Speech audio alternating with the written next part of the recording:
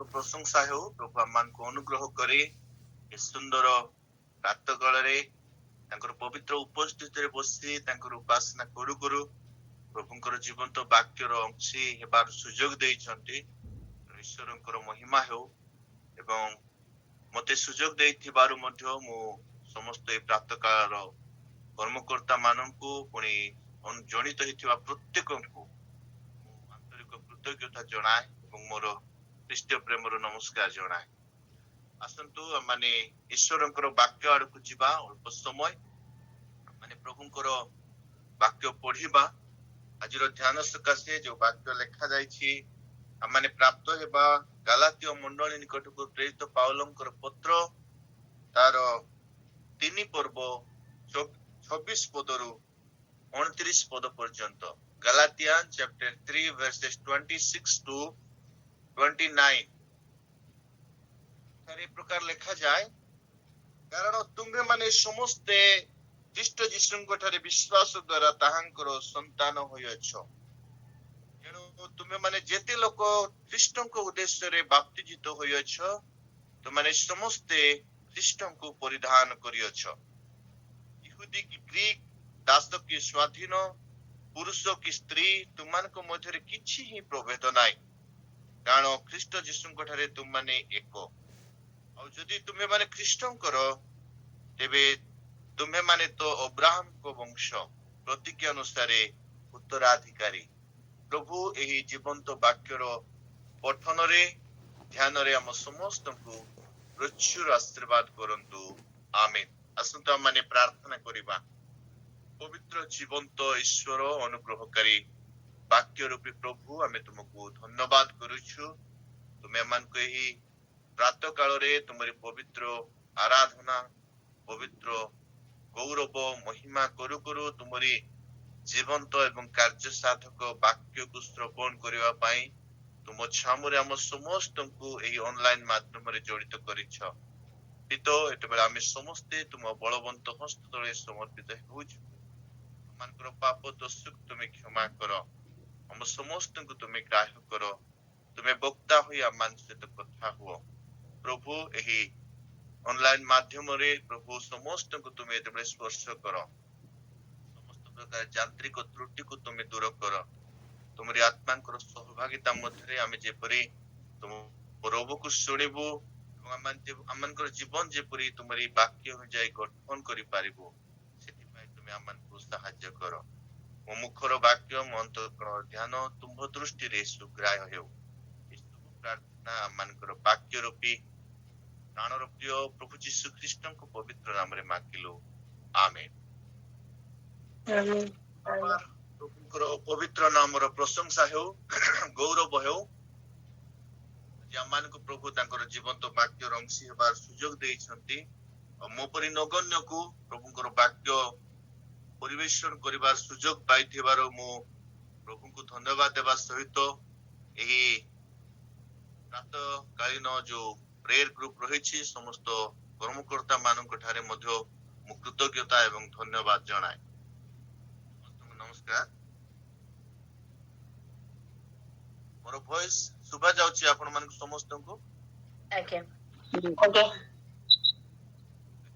ଈଶ୍ୱରଙ୍କର ମହିମା ହେଉ। ପ୍ରକୃତରେ ଗୋଟେ ବ୍ୟକ୍ତି କହନ୍ତି, Hans ବେଲସଜାର, what you are is God's gift to you. What you are is God's gift to you. What you became is your gift to God. ଆଜି ଆମେ ଯାହା ବି ଅଟୁ ବା ଯାହା ବି ଆମେ ଅଛୁ, ତାହା ଆମ ସମସ୍ତଙ୍କ ନିମନ୍ତେ ଈଶ୍ୱରଙ୍କର ଠାରୁ ଗୋଟେ ଦାନ ଅଟେ। ଈଶ୍ୱର ଆମମାନଙ୍କୁ ଗୋଟେ ଦାନ ଦେଇଛନ୍ତି। ତ ଆମେ ଯାହା ହେବୁ ତାହା ଆମମାନଙ୍କ ତରଫରୁ ଈଶ୍ୱରଙ୍କ ନିମନ୍ତେ ଏକ ଦାନ ସ୍ୱରୂପ ହେଇପାରେ। ତେବେ ଆଜି ଆମେ କଣ ଅଟୁ ଆଉ ପ୍ରଭୁ ଆମମାନଙ୍କୁ କଣ ହେବା ପାଇଁ କହନ୍ତି? କଣ ହେବା ପାଇଁ କହନ୍ତି? ଅନେକ ସମୟରେ ଆମେ ନିଜକୁ ଖ୍ରୀଷ୍ଟିଆନ ବୋଲି କହୁ, ଅନେକ ସମୟରେ ଆମେ ନିଜକୁ ଈଶ୍ୱରଙ୍କର ବୋଲି କହୁ। ବାସ୍ତବରେ ଆମମାନଙ୍କର ଜୀବନ ଖ୍ରୀଷ୍ଟୀୟ ଜୀବନ ଦ୍ୱାରା ପରିଚାଳିତ ହେଉଛି କି?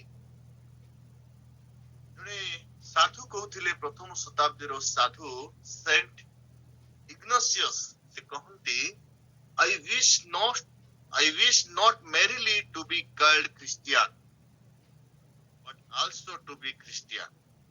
ମୋର ଏହା ଇଚ୍ଛା ନୁହେଁ ଯେ ମୋତେ କେହି ଖ୍ରୀଷ୍ଟିଆନ ବୋଲି କହୁ ବା ଖ୍ରୀଷ୍ଟିଆନ ବୋଲି ଡାକୁ, କିନ୍ତୁ ନିଜେ ମଧ୍ୟ ଖ୍ରୀଷ୍ଟିଆନ ହେଉ ବୋଲି କହନ୍ତି। ଆଜି ଆମମାନେ ନିଜକୁ ଖ୍ରୀଷ୍ଟିଆନ ବୋଲି କହୁଛୁ, ବାସ୍ତବରେ ଆମମାନେ ଖ୍ରୀଷ୍ଟିଆନ ନା ନାମକୁ ମାତ୍ର ଆମେ ଖ୍ରୀଷ୍ଟିଆନ। କେହି କେହି ଖ୍ରୀଷ୍ଟୀୟ ପରିବାରରେ ଜନ୍ମ ହେଇ ସେମାନେ କହନ୍ତି ଆମେ ଖ୍ରୀଷ୍ଟିଆନ। କେହି କେହି ଖ୍ରୀଷ୍ଟୀୟ ଝିଅକୁ ବାହା ହେଲା ପରେ କହନ୍ତି ଆମେ ଖ୍ରୀଷ୍ଟିଆନ ହେଲୁ। କେହି କେହି ଖ୍ରୀଷ୍ଟଙ୍କର କିଛି ରୀତିନୀତି ପାଳନ କଲେ ବା ମଣ୍ଡଳୀର ସଭ୍ୟା ହେଲେ, ମଣ୍ଡଳୀର ଅଂଶୀ ହେଇଗଲେ, ସେମାନେ ଭାବନ୍ତି ଯେ ଆମେ ଖ୍ରୀଷ୍ଟିଆନ ବୋଲି। କିନ୍ତୁ ପ୍ରକୃତରେ ସିଏ ଖ୍ରୀଷ୍ଟିଆନ ହୁଏ ଯିଏ ଖ୍ରୀଷ୍ଟଙ୍କର ହୁଏ। ଖ୍ରୀଷ୍ଟଙ୍କର ନ ହେବା ଯାଏ କେହି ଖ୍ରୀଷ୍ଟିଆନ ହେଇପାରିବ ନାହିଁ। ତେଣୁ ଯଦି ଆମମାନେ ଖ୍ରୀଷ୍ଟିଆନ ବୋଲି ନିଜକୁ ଦାବି କରୁଛୁ, ତାହେଲେ ମାନେ ଖ୍ରୀଷ୍ଟଙ୍କର ହେବାର ଆବଶ୍ୟକ ରହିଛି। ଆଉ ଖ୍ରୀଷ୍ଟଙ୍କର ହେବା ନିମନ୍ତେ ଆମମାନଙ୍କୁ ଖ୍ରୀଷ୍ଟଙ୍କର ଜୀବନକୁ ସେୟାର କରିବାର ଅଛି। To share his life. ଯଦି ଆମେ ଖ୍ରୀଷ୍ଟଙ୍କର ଜୀବନକୁ ଯଦି ଆମେ ସେୟାର କରିପାରୁଛୁ ଅନ୍ୟମାନଙ୍କୁ, ତାହେଲେ ଆମମାନେ ପ୍ରକୃତରେ ଖ୍ରୀଷ୍ଟିଆନ ବୋଲି କହିପାରିବୁ। ତଦ୍ରୂପ ଆଜି ଆମମାନେ ଯେ ଅଂଶଟି ଆମମାନଙ୍କ ଧ୍ୟାନ ପାଇଁ ପଢିଛୁ, এই ଅଂଶରେ ସାଧୁ ପାଉଲ ମଧ୍ୟ ଗାଲାତିଆ ମଣ୍ଡଳୀର ଲୋକମାନଙ୍କୁ ଖ୍ରୀଷ୍ଟିଆନ ନୁହେଁ କିନ୍ତୁ ଖ୍ରୀଷ୍ଟଙ୍କର ହେବା ନିମନ୍ତେ ଆହ୍ୱାନ କରନ୍ତି। ଖ୍ରୀଷ୍ଟଙ୍କର ହେବା ନିମନ୍ତେ ସେମାନଙ୍କ ଜୀବନରେ ତିନି ଗୋଟି ବିଷୟର ଆବଶ୍ୟକ ଅଟେ। ତେଣୁ ସେ କହୁଛନ୍ତି, ଯଦି ଆପଣମାନେ ପଢିବେ 29 ପଦରେ, ଯଦି ତୁମେ ମାନେ ଖ୍ରୀଷ୍ଟଙ୍କର ବୋଲି କହୁଛନ୍ତି। ଯଦି ଆମେ ଖ୍ରୀଷ୍ଟଙ୍କର ହେଇଯାଉ, ତାହେଲେ ଆମେ ଖ୍ରୀଷ୍ଟଙ୍କର ବେନିଫିଟ ମଧ୍ୟ ଆମେ ପାଉ। ତ ଆଜିର ଅଂଶରେ ଆମେ ଦୁଇଟା ବିଷୟ ମାନେ ଚିନ୍ତା କରିବା। ଦୁଇ ଗୋଟି ବିଷୟ ଆମମାନଙ୍କର ଧ୍ୟାନର ବିଷୟ ହେବ। ପ୍ରଥମ ବିଷୟ, ଆମେ କିପରି ଖ୍ରୀଷ୍ଟଙ୍କର ହେବା। ଦ୍ୱିତୀୟ ବିଷୟ, ଆମେ ଖ୍ରୀଷ୍ଟଙ୍କର ଦ୍ୱାରା ଆମେ ଯୋଉ ବେନିଫିଟ ଅଛି ତାହା କିପରି ଆମେ ପ୍ରାପ୍ତ ହେବା। ଖ୍ରୀଷ୍ଟଙ୍କର ହେବା ନିମନ୍ତେ ସାଧୁ ପାଉଲ ଏହି ଅଂଶରେ ତିନି ଗୋଟି ବିଷୟ ପ୍ରକାଶ କରୁଛନ୍ତି। ପ୍ରଥମ ବିଷୟ ପ୍ରକାଶ କରୁଛନ୍ତି ଯେ ବିଶ୍ୱାସ। ଯଦି ଆମେ ଖ୍ରୀଷ୍ଟଙ୍କର ବୋଲି ଆମେ ନିଜକୁ ଦାବି କରୁଛୁ, ତାହେଲେ ଆମମାନଙ୍କୁ ବିଶ୍ୱାସର ଆବଶ୍ୟକ ରହିଛି। ତେଣୁ 26 ପଦରେ ଲେଖାଯାଏ, କାରଣ ତୁମେ ମାନେ ଯୀଶୁ ଖ୍ରୀଷ୍ଟଙ୍କ ଠାରେ ବିଶ୍ୱାସ ଦ୍ୱାରା ତାହାଙ୍କର ସନ୍ତାନ ହୋଇଅଛ। ବିଶ୍ୱାସ, ବିଲିଭ ଯାହାକୁ ଆମେ କହିବା। ତେବେ ବିଶ୍ୱାସରେ ବଞ୍ଚିବା ଦ୍ୱାରା ତାଙ୍କର ସନ୍ତାନ ସନ୍ତତି ଭାବରେ ଆମେ ବିଶ୍ୱାସରେ ବଞ୍ଚିବା ଦ୍ୱାରା ଆମେ ଖ୍ରୀଷ୍ଟଙ୍କର ବୋଲି ଆମେ ନିଜକୁ ଦାବି କରିପାରିବା। ହେଲେ ବିଶ୍ୱାସ କଣ? ବିଶ୍ୱାସର ଡେଫିନେସନ ମାନେ ଏଭ୍ରି ତାର 11 ପର୍ବର 1 ପଦରେ ଆମେ ନିଶ୍ଚିତ ଭାବରେ ଜାଣିଛୁ। ଆଉ ସେ ଅଂଶଟି ଆମେ ସବୁବେଳେ ଆମେ ପଢି ବି ଆସୁଛୁ। ସେଠି ଲେଖାଯାଉଛି ଯେ ବିଶ୍ୱାସ ପ୍ରତ୍ୟାଶିତ ବିଷୟର ମୂଳଭୂମି ଓ ଅଦୃଶ୍ୟ ବିଷୟର ନିଶ୍ଚିତ ଜ୍ଞାନ। ନିଶ୍ଚିତ ଜ୍ଞାନ ଯାହା ଆମେ ଦେଖୁନାହୁଁ, ତାକୁ ଆମେ ନିଶ୍ଚିତ ହେବାର ବିଷୟ ହଉଛି ଆମ ପାଇଁ ଗୋଟେ ବିଶ୍ୱାସ। କିନ୍ତୁ এই ବିଶ୍ୱାସ ଗୋଟେ ପରସେପସନ ନୁହେଁ। faith is not perception, rather conviction ବୋଲି କୁହାଯାଏ। ଆଉ এই ବିଶ୍ୱାସ ନିମନ୍ତେ ଆମେ ଦୁଇ ଗୋଟି ଶବ୍ଦ ବ୍ୟବହାର କରୁ। ଗୋଟେ ହଉଛି believe ଆଉ ଗୋଟେ ହଉଛି faith। believe ଯେତେବେଳେ ଆମେ ଶବ୍ଦ ବ୍ୟବହାର କରୁ, ସେତେବେଳେ ସେଟା ପର୍ସନାଲି ଆମେ କନଫେସ କରୁ।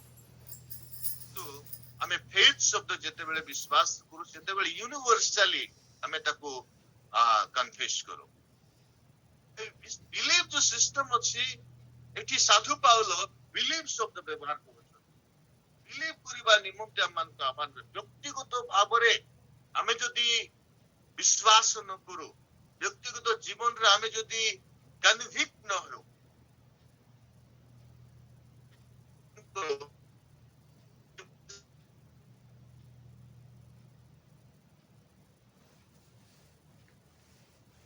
ବିଶ୍ୱାସ ଏକ ଇନ୍ଦ୍ରିୟ ଜ୍ଞାନ ନୁହେଁ ଯେ ଆମେ ଛୁଇଁବା ଦ୍ୱାରା କି ଶୁଣିବା ଦ୍ୱାରା କି ଆମେ ସ୍ପର୍ଶ କରିବା ଦ୍ୱାରା ଆମେ ତାକୁ ଆମର ଜୀବନରେ ଆମେ ଅନୁଭବ କରିପାରିବୁ ନାହିଁ।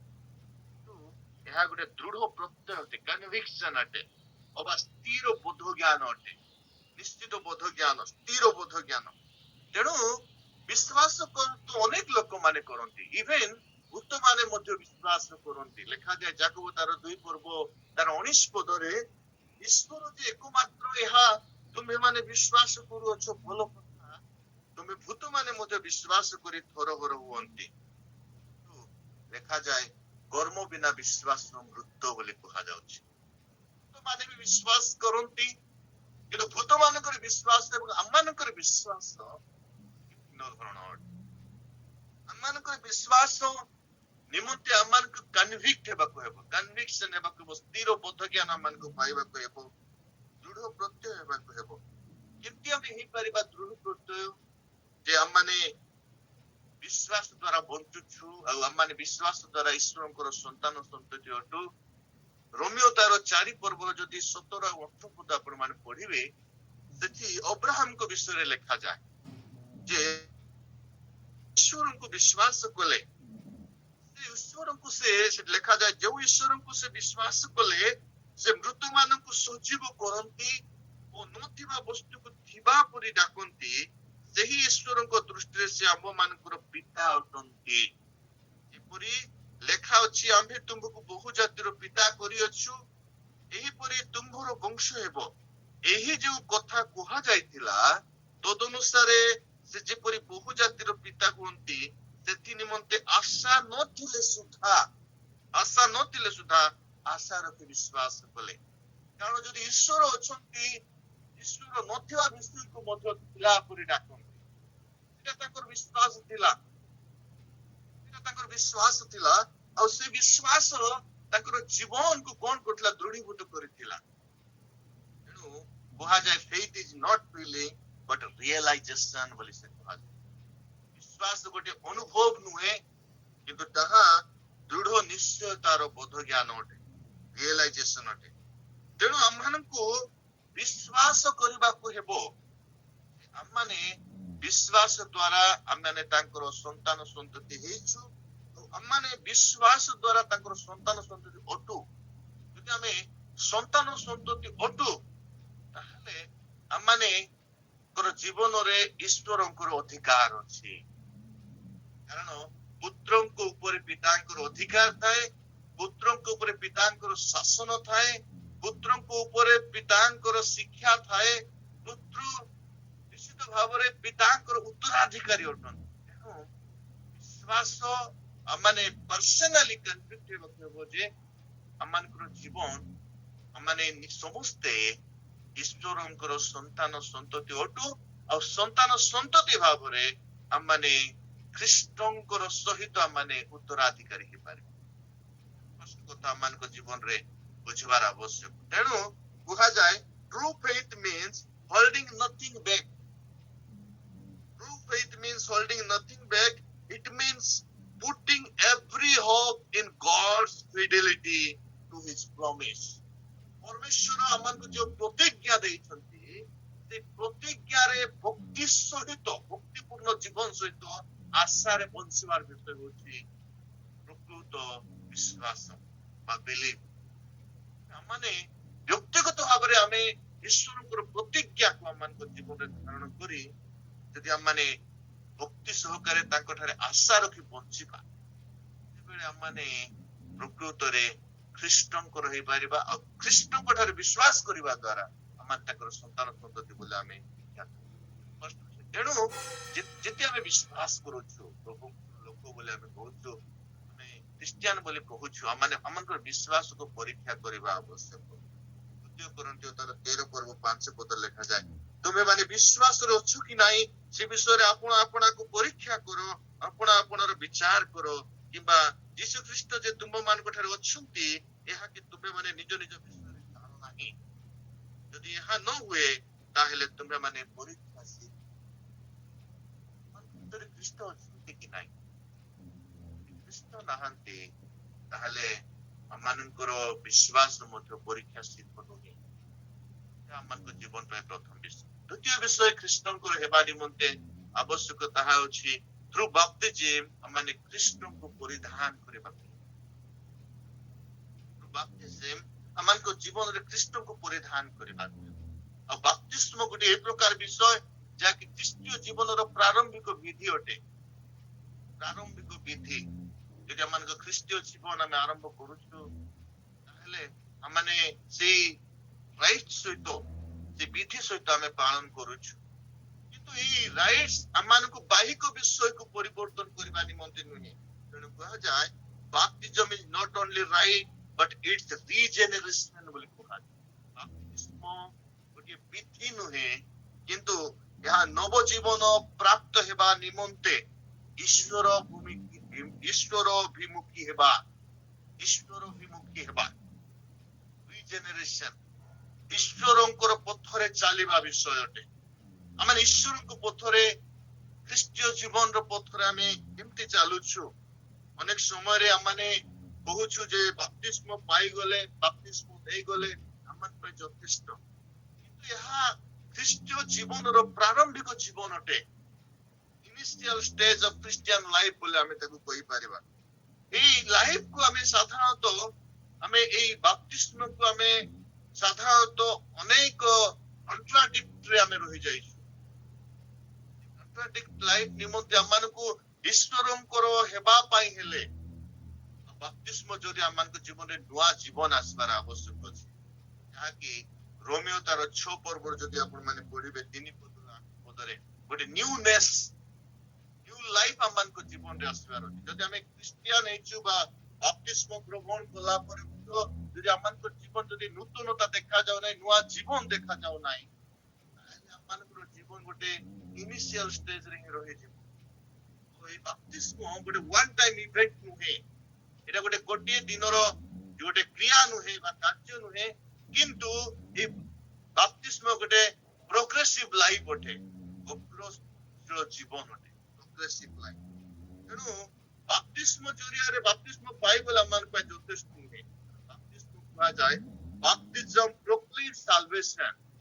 ବାପ୍ତିସ୍ମ ପରିତ୍ରାଣ ଘୋଷଣା କରେ। ଇଟ ଇଜ ନଟ୍ ପ୍ରଡ୍ୟୁସ ସାଲଭେସନ। ଏହା ଆମମାନଙ୍କ ପାଇଁ ପରିତ୍ରାଣ ଉତ୍ପନ୍ନ କରିପାରେ ନାହିଁ। ତେଣୁ ଆମେ କେଉଁ ବାପ୍ତିସ୍ମ ଆମେ ଗ୍ରହଣ କରୁଛୁ, ଡୁବିତ ବାପ୍ତିସ୍ମ କି ଛିଞ୍ଚା ବାପ୍ତିସ୍ମ, ସେଇଟା ମାଇନେ ରଖେ ନାହିଁ, କିନ୍ତୁ ସେଠି ଖ୍ରୀଷ୍ଟ ମାଇନେ ରଖନ୍ତି। କାରଣ ଖ୍ରାଇଷ୍ଟ ଓନ୍ଲି ପ୍ରଡ୍ୟୁସ ସାଲଭେସନ। ଯଦି ଆମେ ବାପ୍ତିସ୍ମ ଗ୍ରହଣ କରିଛୁ, ଖ୍ରୀଷ୍ଟ ଯଦି ଆମମାନଙ୍କ ଜୀବନରେ ନାହାନ୍ତି, ତାହେଲେ ଆମମାନଙ୍କ ଜୀବନରେ ପରିତ୍ରାଣର ଅନୁଭୂତି କେବେ ଆସିବ ନାହିଁ। କହିବା ପାଇଁ ଚାହେଁ, ଏ ସ୍ଥାନରେ ଆପଣ ମାନଙ୍କୁ ଉତ୍ସାହିତ କରିବା ପାଇଁ ଚାହେଁ, ଆମମାନଙ୍କର ଜୀବନ ଆତ୍ମିକ ଜୀବନର ଆରମ୍ଭ ବାପ୍ତିସ୍ମ ଜରିଆରେ ଆରମ୍ଭ ହେଇପାରେ, କିନ୍ତୁ ଗୋଟେ ଇନିସିଆଲ ଷ୍ଟେଜରେ ଆମେ ରହିଗଲେ ହେବ ନାହିଁ। ଆମମାନଙ୍କୁ କଣ କରିବାକୁ ହେବ? ଆମମାନଙ୍କୁ ମେଚୁର ଷ୍ଟେଜକୁ ଆସିବାକୁ ହେବ, ପରିପକ୍ୱ ଷ୍ଟେଜକୁ ଆସିବାକୁ ହେବ। କାରଣ ରୋମିଓ ଯୋଉ କଲଚର ଥିଲା, ସେଠି ସାଧାରଣତଃ ରୋମିଓ ଯୋଉ ପୁଅ ଝିଅ ମାନେ ଥିଲେ, ସେମାନେ ମେଚୁର ହେଲା ପରେ ଯେତେବେଳେ ସେମାନଙ୍କର ବାଳକ ମାନେ ମେଚୁର ହଉଥିଲେ, ବୟପ୍ରାପ୍ତ ହଉଥିଲେ, ସେତେବେଳେ ଆଡଲ୍ଟ ହେଲା ପରେ ତାଙ୍କୁ ଗୋଟେ ପରିଚ୍ଛଦ ଦିଆଯାଉଥିଲା, ତାଙ୍କୁ ଗୋଟେ ବସ୍ତ୍ର ଦିଆଯାଉଥିଲା, ଯୋଉ ବସ୍ତ୍ରରେ ସେମାନେ ସେଇଦିନ ଠାରୁ ମର୍ଯ୍ୟାଦା ପ୍ରାପ୍ତ ହେଉଥିଲେ, ସେଇଦିନ ଠାରୁ ସମ୍ମାନ ପ୍ରାପ୍ତ ହେଉଥିଲେ, ସେଇଦିନ ଠାରୁ ତାଙ୍କର ଅଧିକାର ସାବ୍ୟସ୍ତ କରୁଥିଲେ, ସେଇଦିନ ଠାରୁ ସେମାନେ ଗୋଟେ ସୁଯୋଗ ପାଉଥିଲେ ଯେ ସମସ୍ତଙ୍କ ସମ୍ମୁଖରେ କଥା ହେବା ନିମନ୍ତେ। ସାଧୁ ପାଉଲ ଏହି ସ୍ଥାନରେ ସେ କହୁଛନ୍ତି, ଯେତେବେଳେ ତୁମେ ଖ୍ରୀଷ୍ଟଙ୍କ ଉଦ୍ଦେଶ୍ୟରେ ବାପ୍ତିତ ହୋଇଅଛ, ଖ୍ରୀଷ୍ଟଙ୍କୁ ପରିଧାନ କରିଅଛ। ଯଦି ଆମେ ଖ୍ରୀଷ୍ଟଙ୍କୁ ପରିଧାନ କରି ନାହୁଁ ଏପର୍ଯ୍ୟନ୍ତ, ତାହେଲେ ଆମମାନଙ୍କର ବାପ୍ତିସ୍ମର ଭ୍ୟାଲୁ ଆମମାନଙ୍କ ଜୀବନରେ କିଛି ଲାଭଦାୟକ ହେବ ନାହିଁ। ଯଦି ଆମମାନଙ୍କ ଜୀବନରେ ଖ୍ରୀଷ୍ଟ ଆସିନାହାନ୍ତି, ଯଦି ଖ୍ରୀଷ୍ଟଙ୍କୁ ଆମେ ପରିଧାନ କରିଛୁ, ପିନ୍ଧିଛୁ, ଖ୍ରୀଷ୍ଟୀୟ ଜୀବନ ଆମଠାରେ ପ୍ରକାଶିତ ହେଉଛି, ଜୀବନ ଯାହା ଆରମ୍ଭ ହୋଇଛି ତାକୁ ଯଦି ଆମେ ଉଲଙ୍ଗତାରୁ ଆରମ୍ଭ କରି ଯଦି ଆମେ ବସ୍ତ୍ରାନ୍ୱିତ ହେଉଛୁ, ସେତେବେଳେ ଆମମାନେ ଖ୍ରୀଷ୍ଟଙ୍କର ଜୀବନ ଦ୍ଵାରା ଆମେ ଖ୍ରୀଷ୍ଟଙ୍କର ହେଇପାରିବା। ତେଣୁ ଆମମାନଙ୍କୁ ଗୋଟେ ମେଚୁର ହେବାକୁ ହେବ, ପରିପକ୍ୱ ହେବାକୁ ହେବ। ଆଉ ସେ ପରିପକ୍ୱ ଆମମାନଙ୍କୁ ରାଇଟ୍ ଦ୍ଵାରା ନୁହେଁ, କିନ୍ତୁ ଖ୍ରାଇଷ୍ଟ ଦ୍ଵାରା ଆମେ ପାଇବା। ରାଇଟ୍ ଦ୍ଵାରା ନୁହେଁ ବା ଖ୍ରାଇଷ୍ଟ ଦ୍ଵାରା ଆମେ ପାଇପାରିବା। ମାନେ ବିଧି ଦ୍ୱାରା ନୁହେଁ କିନ୍ତୁ ଖ୍ରୀଷ୍ଟଙ୍କ ଦ୍ୱାରା ପାଇପାରିବା। ତେଣୁ କେହି ଯଦି ବାପ୍ତିସ୍ମ ନେଇ ଯଦି ସେ ଭାବୁଛନ୍ତି ଯେ ମୋ ପାଇଁ ଏହା ଯଥେଷ୍ଟ, ତାହେଲେ ସେଟା ଗୋଟେ ରାଇଟ୍ ଅଛି। Christ, without Christ, right ର ଭ୍ୟାଲୁ କିଛି, ଏଇଟା ଆମମାନଙ୍କୁ ବୁଝିବାକୁ। ତେଣୁ ଖ୍ରୀଷ୍ଟଙ୍କୁ ପରିଧାନ କରିବା ଦ୍ୱାରା, ଖ୍ରୀଷ୍ଟ ଜୀବନ ଆମ ଠାରେ ପ୍ରକାଶିତ ହେବା ଦ୍ୱାରା ଆମମାନେ ଖ୍ରୀଷ୍ଟଙ୍କର ହେଇପାରିବା। ତେଣୁ ଦ୍ୱିତୀୟ କୋରିନ୍ଥୀୟ ତାର 5 ତାର 21 ପଦରେ ଲେଖାଯାଏ, ତାହାଙ୍କ ଦ୍ୱାରା ଈଶ୍ୱରଙ୍କ ଧାର୍ମିକତା ସ୍ୱରୂପ ହେଉ। ଖ୍ରୀଷ୍ଟଙ୍କ ଦ୍ୱାରା ଆମମାନେ ଗଡ୍ସ ରାଇଚିୟସନେସ କୁ ଆମମାନଙ୍କ ଜୀବନରେ ଆମେ ପାଇପାରିବା। ଆମେ ଯେତେବେଳେ ନୂଆ ଜୀବନ ଆମେ କାଟୁଛୁ, ନୂଆ ଜୀବନ ଆମମାନଙ୍କ ଜୀବନରେ ଯେତେବେଳେ ଆମେ ପ୍ରାପ୍ତ ହଉଛୁ, ବାପ୍ତିସ୍ମ ଜରିଆରେ ଖ୍ରୀଷ୍ଟଙ୍କୁ ପରିଧାନ କରୁଛୁ, ସେତେବେଳେ ଗାଲାତୀୟ 5 ତାର 24 ପଦ ଅନୁସାରେ ଯେଉଁମାନେ ଖ୍ରୀଷ୍ଟଙ୍କର, ସେମାନେ ଶରୀରକୁ ସେଥିର କାମନା ଅଭିଳାଷ ସହିତ କ୍ରୁଶରେ ହତ କରିଅଛନ୍ତି। ଆମମାନଙ୍କ ଜୀବନରେ ଯଦି ଖରାପ ଅଭ୍ୟାସ ଅଛି, ଖରାପ ଆଚରଣ ଅଛି, ଖରାପ ଜୀବନ ଆମେ କାଟୁଛୁ, ତେବେ ଆମେ କେବେ ଖ୍ରୀଷ୍ଟଙ୍କର ନୁହଁ। ଆମମାନଙ୍କର ଶରୀରର ସମସ୍ତ ଅଭିଳାଷ କାମନାକୁ ଆମମାନଙ୍କୁ କ୍ରୁଶରେ ହତ କରିବାକୁ ହେବ। ଆମମାନଙ୍କର ପୁରାତନ ଜୀବନକୁ ଆମମାନଙ୍କୁ ମାରିବାକୁ ହେବ, ଆଉ ନୂଆ ଜୀବନ ଆମମାନଙ୍କୁ ପାଇବାକୁ ହେବ। ଆମେ ଖ୍ରୀଷ୍ଟଙ୍କର ବାପ୍ତିସ୍ମ ନେଇଗଲେ କି ବାପ୍ତିସ୍ମ ଗ୍ରହଣ କରିଦେଲେ ଯଥେଷ୍ଟ ନୁହେଁ। ସ୍ୱଭାବ ଆମମାନଙ୍କର ଜୀବନରେ ଖ୍ରୀଷ୍ଟ ପ୍ରକାଶିତ ହେବାକୁ ହେବ। ଏଇଟା ହଉଛି ତୃତୀୟ ବିଷୟ। ତୃତୀୟ ବିଷୟ ମୁଁ ଆପଣମାନଙ୍କୁ କହିବା ପାଇଁ ଚାହେଁ, ସେଇଟା ହଉଛି ବ୍ଲେଣ୍ଡେଡ ଲିଭିଂ, ଅର୍ଥାତ୍ ଗୋଟେ ମିଶ୍ରିତ ଜୀବନ କାଟିବା ବିଷୟ। ତେଣୁ ସେ ଯଦି ଆପଣ ମାନେ 28 ପଦରେ ପଢିବେ, ସେଠି ଲେଖା ଯାଉଛି 28 ପଦରେ, ଗାଲାତୀୟ ତାର 3 ପଦରେ, ଯିହୁଦୀ କି ଗ୍ରୀକ, ଦାସ କି ସ୍ୱାଧୀନ, ପୁରୁଷ କି ସ୍ତ୍ରୀ, ତୁମମାନଙ୍କ ମଧ୍ୟରେ କିଛି ହିଁ ପ୍ରଭେଦ ନାହିଁ, କାରଣ ଖ୍ରୀଷ୍ଟ ଯୀଶୁଙ୍କ ଠାରେ ତୁମମାନେ କିଛି ହିଁ ପ୍ରଭେଦ ନାହିଁ। ସେଠି କହୁଛନ୍ତି we are one with each other, ଆମମାନେ ସମସ୍ତେ ଏକ, ପରସ୍ପର ସହିତ ଆମେ ଏକ ହେଇପାରିବା।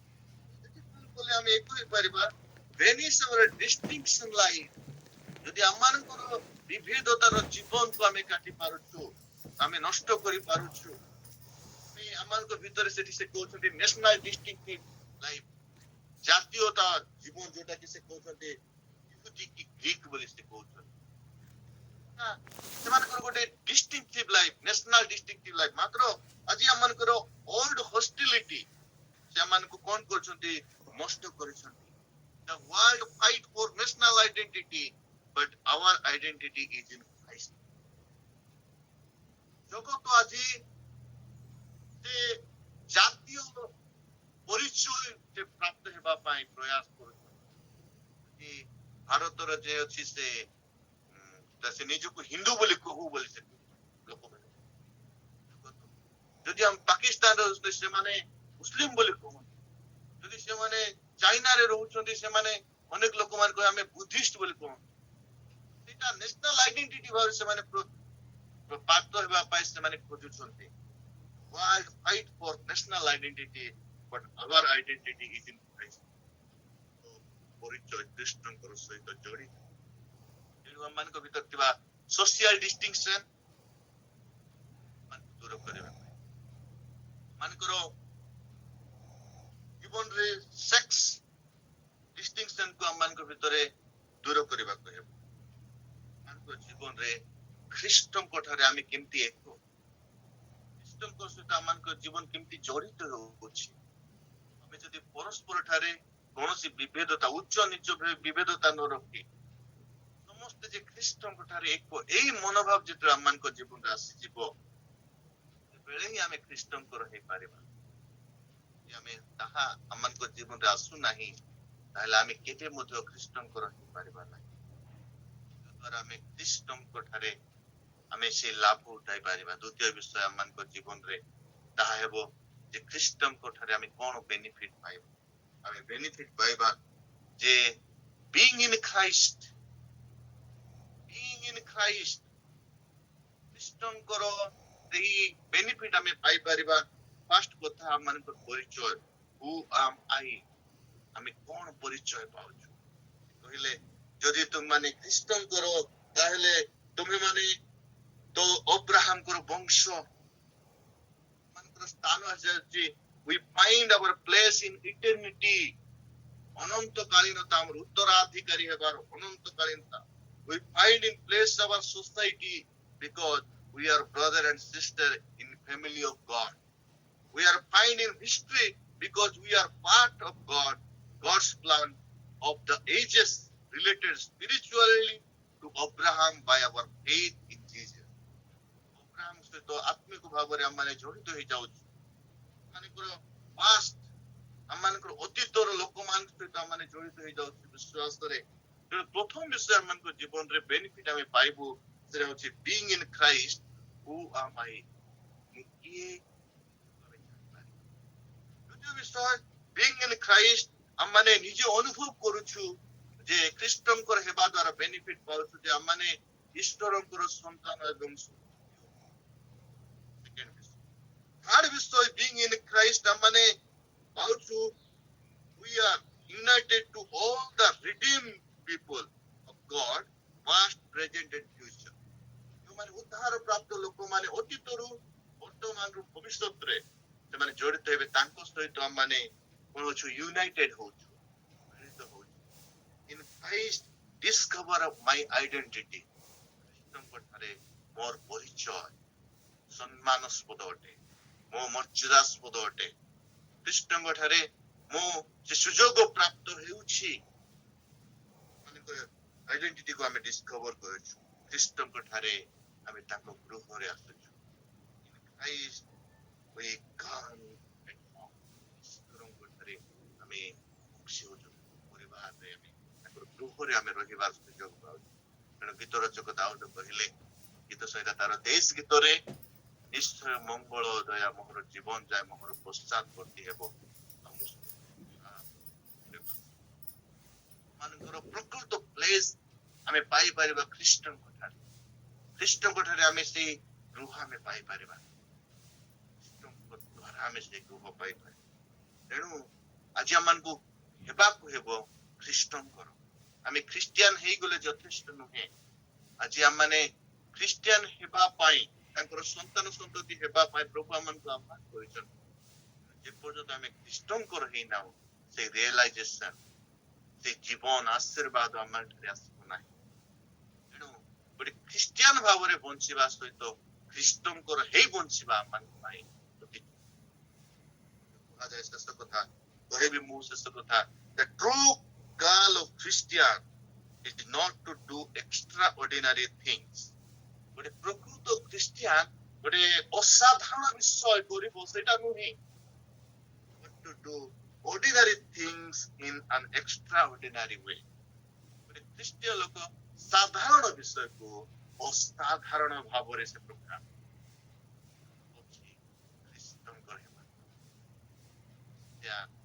ଖ୍ରୀଷ୍ଟଙ୍କର ହେଲେ ପ୍ରକୃତ ଲାଭଦାୟକ ଆଉ ସେଇ ଲାଭ ମାନେ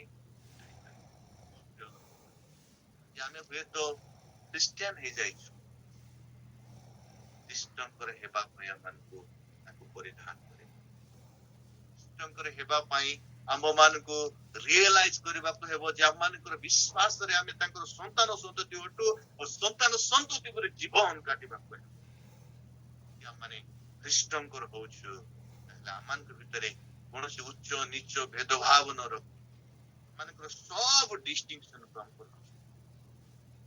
ମିଶ୍ରିତ ଜୀବନ ବ୍ଲେଣ୍ଡେଡ ଲାଇଫ ଆମମାନଙ୍କୁ କାଟିବା, ସମସ୍ତଙ୍କ ସହିତ ମିଳିତ ଜୀବନ କାଟିବା। କାରଣ ପରମେଶ୍ୱର କେବେ ଲୋନଲିନେସ କୁ ସେ ଭଲ ପାଇନାହାନ୍ତି। ମନୁଷ୍ୟ ଏକାକୀ ଥିବା ଭଲ ନୁହେଁ, ସହଭାଗିତା ଦ୍ୱାରା ସେ ଉତ୍ତମତା ପ୍ରାପ୍ତ ହୁଏ। ଈଶ୍ୱର ମଧ୍ୟ ନିଜ ଠାରେ ତାଙ୍କର ଫେଲୋସିପ କୁ ସେ ରଖନ୍ତି। ନିଜର ଠାରେ ନିଜକୁ ମନୁଷ୍ୟ ସହିତ ସେ ରହିବା ପାଇଁ ଏତେ ସବୁ ଯୋଜନା ସେ ପ୍ରସ୍ତୁତ କଲେ। ସ୍ୱର୍ଗରୁ ସେ ଓହ୍ଲାଇ ଆସିଲେ କାରଣ ସ୍ୱର୍ଗୀୟ ଈଶ୍ୱର ସହଭାଗିତାକୁ ଖ୍ରୀଷ୍ଟଙ୍କର ହେଇଯାଉଛୁ ସହଭାଗିତା ମଧ୍ୟରେ ଆମମାନେ ପ୍ରବେଶ କରିପାରୁଛୁ। ଏ ବାକ୍ୟ ଦ୍ୱାରା ସମସ୍ତଙ୍କୁ ଆଜି ଅନୁଗ୍ରହ କରନ୍ତୁ। Being in Christ ଆମମାନଙ୍କର ଜୀବନ ଖ୍ରୀଷ୍ଟିଆନ ହେଇଗଲେ ଯଥେଷ୍ଟ ନୁହେଁ, କାରଣ ଖ୍ରୀଷ୍ଟଙ୍କର ଯଦି ଆମେ ହଉଛୁ, ଯୀଶୁଙ୍କର ଯଦି ଆମେ ହଉଛୁ, ସେଟା ବ୍ୟକ୍ତି ବିଶେଷ କାରଣ, ସେଟା ପର୍ସନାଲ ବିଷୟ। କିନ୍ତୁ ଖ୍ରୀଷ୍ଟଙ୍କର ହେଇଯାଉଛୁ, ସେଟା ହଉଛି ୟୁନିଭର୍ସାଲ ବିଷୟ, ବ୍ୟକ୍ତିତ୍ୱର ବିଷୟ ଅଟେ। ଆମମାନଙ୍କ ଭିତରେ ଖ୍ରୀଷ୍ଟଙ୍କର ବ୍ୟକ୍ତିତ୍ୱ ଆସି, ଖ୍ରୀଷ୍ଟଙ୍କର ବ୍ୟକ୍ତିତ୍ୱ ଆସିଥିବା ଦ୍ୱାରା ଆମେ ଖ୍ରୀଷ୍ଟଙ୍କର ଅଟେ। ଏ ବାକ୍ୟ ଦେଇ ସମସ୍ତଙ୍କୁ ଅନୁଗ୍ରହ କରନ୍ତୁ, ଆମେ ସମସ୍ତେ ଖ୍ରୀଷ୍ଟଙ୍କର ହେବା ଆଉ ଖ୍ରୀଷ୍ଟଙ୍କର ସମସ୍ତ ବେନିଫିଟ ଆମମାନଙ୍କ ଜୀବନରେ ପାଇବା। ଏ ବାକ୍ୟ ଦେଇ ସମସ୍ତଙ୍କୁ ଅନୁଗ୍ରହ ଏବଂ ଆଶୀର୍ବାଦ କରନ୍ତୁ।